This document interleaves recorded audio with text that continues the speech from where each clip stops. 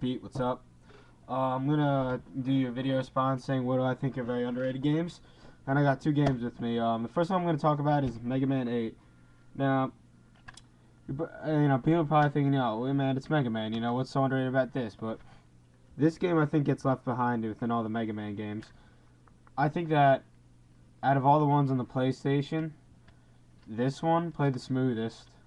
I think personally, and I mean, I don't really see that many people talking about it. Whenever, I think that this one kind of got left behind with the rest of them. Another one we got here is Clock Tower 3. This is an early PS2 game, survival horror game.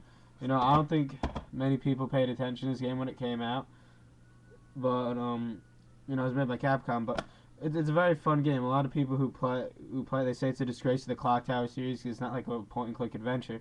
But this is, it's more going in the vein of, you're still escaping, but you're controlling the character now and using the environments. And instead of escaping through point-and-click, and, it's essentially the same style, only instead of using point-and-click, it's now you're controlling the character instead.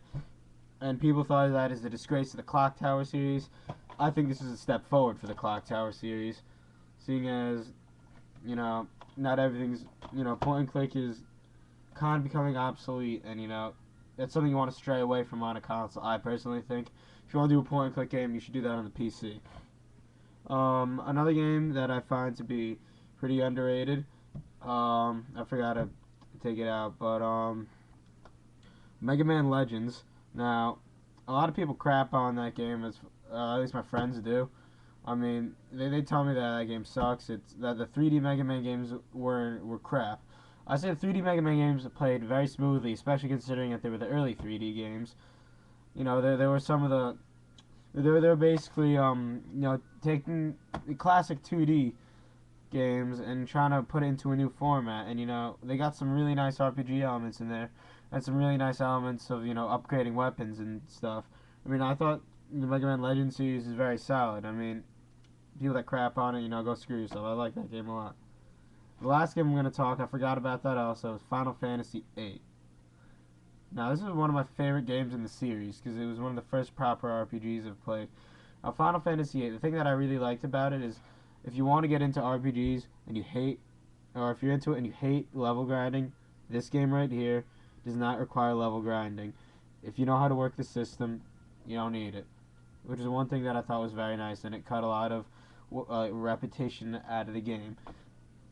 And it helped the story move along a lot faster, as far as I think. And I thought the story was very good. I mean, this game gets a lot of haters because they don't say it doesn't live up to Final Fantasy VII.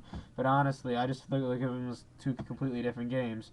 Just as every other Final Fantasy game out there, they're all completely different RPGs. I don't think one Final Fantasy is the same as the other.